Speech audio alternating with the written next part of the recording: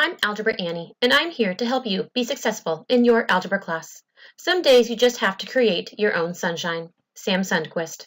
Our learning target today is, I can factor polynomials using the greatest common factor.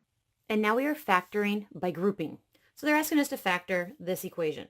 And the first thing we need to do is that we need to group our terms. So step one is to group your terms.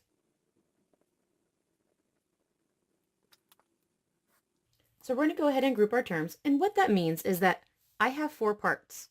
You need to group it so that the first 2 are in the first parenthesis. And then you're adding the last 2 monomials are going to be in the last parenthesis. So the first 2 monomials are in the first parenthesis.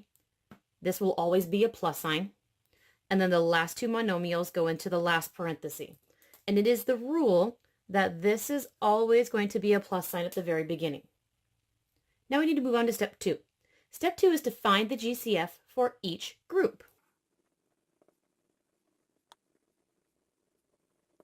So we need to find the GCF for each parenthesis. So looking at this parenthesis, I am trying to find the GCF of 12a to the third, because he's monomial number 1, and negative 9a to the second, because he's monomial number 2. We are going to find the GCF of these 2 monomials very similar to the way that we've done the last 2 lessons. So I need the prime factorization of 12, which is 2 times 2 times 3, and the prime factorization of a to the third is a times a times a.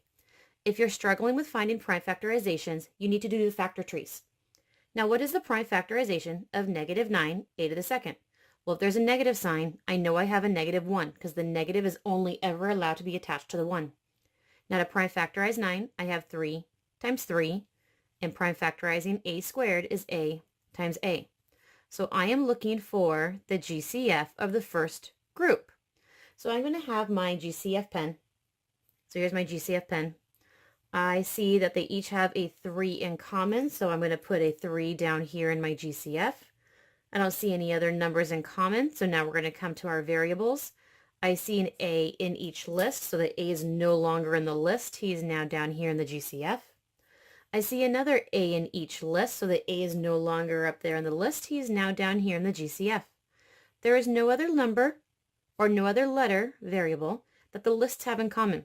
So my GCF is 3A to the second power. So this is my GCF for my first group. But it said for each group. So now I'm going to come over and I'm going to find the GCF of the next group. So my next one, my first monomial was 20a. My next monomial was a negative 15. I need to prime factorize 20a. So it's 2 times 2 times 5 times a. I need to prime factorize negative 15. Since there's a negative sign, I have to have a negative 1. The negative is only ever allowed to be attached to the 1. Times 3 times 5 would give me 15. Now I need to find the GCF of this side. Looking for numbers they have in common. They each have a 5 in common, so the 5 is out of the list. He's now down here in the GCF. There are no other numbers in common, and they do not share any variables. So this is my GCF for the second side. So step 2 was to find the GCF for each group. Step 3 is to use the GCFs you just found and factor them out. So step 3,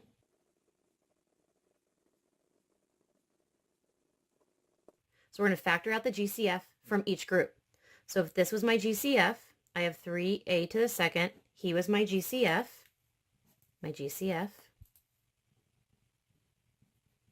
And I'm supposed to have a bunch of extras. I need to have all of my extras. And it's the extras that were left behind from these 2 monomials when I took them out of my list. So let's go ahead and get my extras highlighter. From monomial number 1, I had 2 times 2 times a as my leftovers. So down here in my leftovers, 2 times 2 is 4 times a is 4a. So my leftover from monomial 1 is 4a. There's a monomial 2. So looking at monomial 2, my leftover was a negative 1 times a 3. Negative 1 times 3 is a minus 3. Those were my leftovers for over here. I remember that this will always be attached by a plus sign. So there is me attaching it by the plus sign. I need to find what is the GCF over here. You said the GCF was 5 for this side. And now I need to know what are all of my leftovers when I have pulled this GCF out of all of my monomials. So this is going to be the leftovers.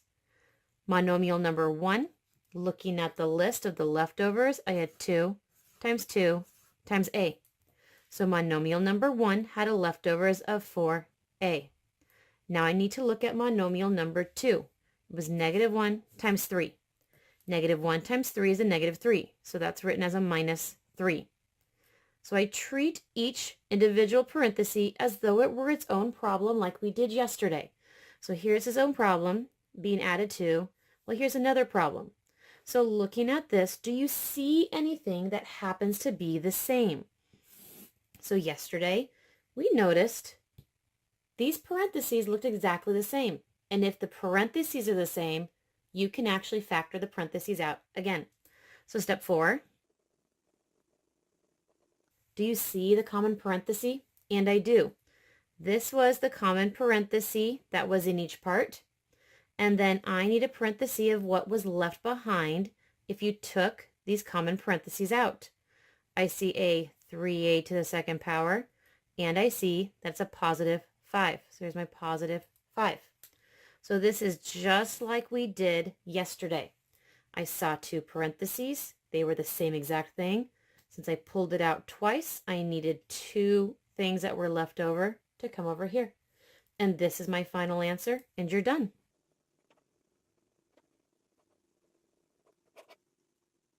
Now you are going to need to know how to check your work, because some problems tell you need to check, some don't. But just in case you have a problem that does, you need to know how to check. So we have this problem, 4a minus 3, and he is being multiplied to 3a to the second plus 5. How do we check this? Well, we're supposed to multiply this like we did in our previous chapter. Everybody in the first parenthesis needs to come and be multiplied to everybody in the second parenthesis. How I like to do this is using the area model. So here is my area. My first parenthesis represents one of the sides. It had 2 monomials, so that side is broken up into 2. That was a 4a and a negative 3. My second parenthesis represents the other side. It had 2 monomials, so that side is broken up into 3a to the second power and a positive 5. Now I need to find the area of each individual square. So 4 times 3 was 12. The a times the a to the second was a to the third. Negative 3 times 3 is a negative 9. That was multiplied to an a squared. 4 times 5 was 20. That was multiplied to an a. Negative 3 times 5 is a negative 15. To find out my answer, I need to write all the individual parts being added together. And I need to make sure that this is in standard form. So my highest degree is written first. My next highest degree. My next. And lastly, my last highest degree. Does this look exactly like the original problem you started with? If it does, you checked it accurately and you're done and you're really ready to go. So our next problem, we are being asked to factor and to check our answer. And this is what they give us. I am not going to physically write the steps in here like I did in the first question. I'm going to show you what it should look like on your homework without the steps. And this is also how it should look like on your quiz and your test.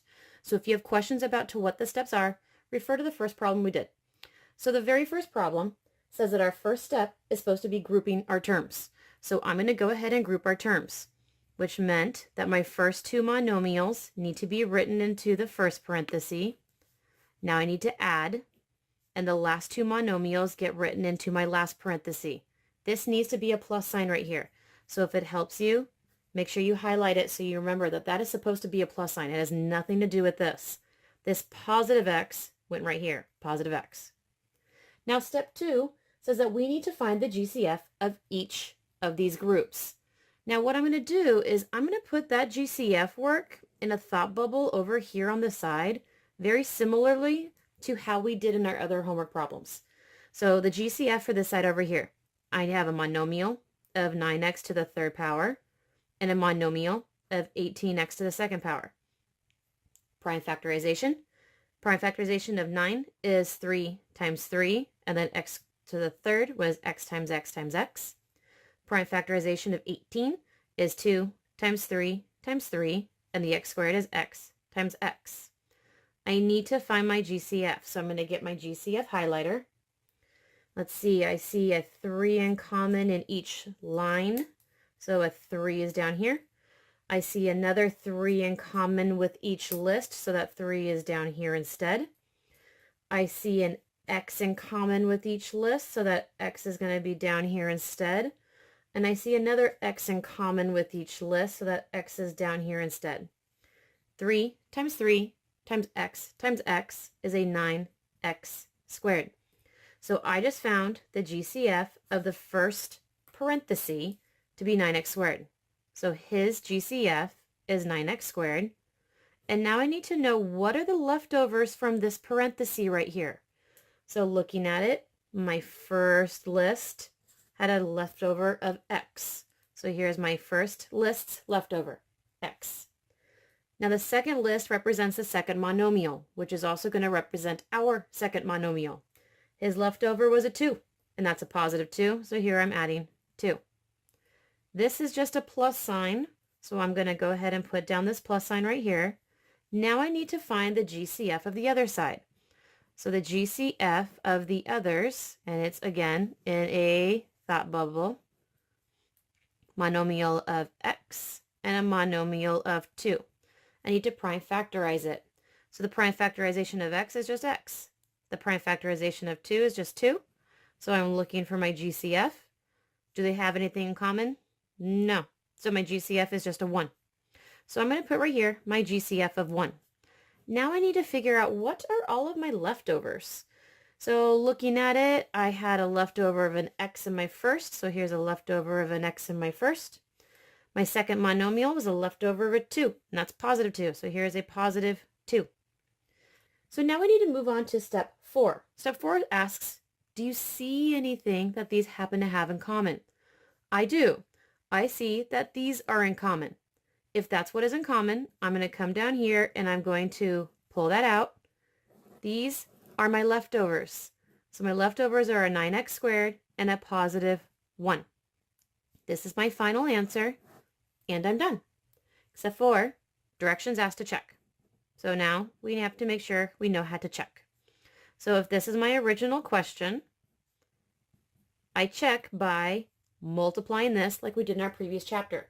The first example that I did an area model. So this time I'm going to use the distributive property.